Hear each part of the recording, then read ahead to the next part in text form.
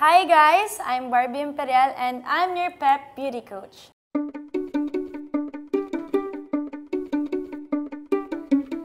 So ngayon tuturuan ko kayo on how to apply red lipstick. Ako usually nagre-red lipstick ako pag may date, ganun. Pero matagal-tagal nang wala. So, ngayon lang ulit ako magre-red lipstick para sa inyo guys. So, yung tip ko sa inyo, since ako, yung itong upper lip ko, sobrang liit niya.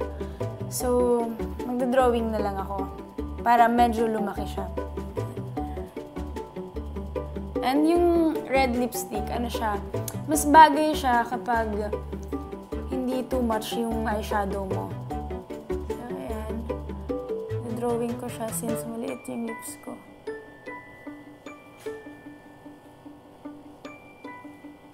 Pwede ito pag tamad-tamaran ka sa araw mo. Huwag ka na mag-makeup, red lipstick na lang, laban na yan. Ayan, so, i-fill in mo siya. Ayan, sa loob.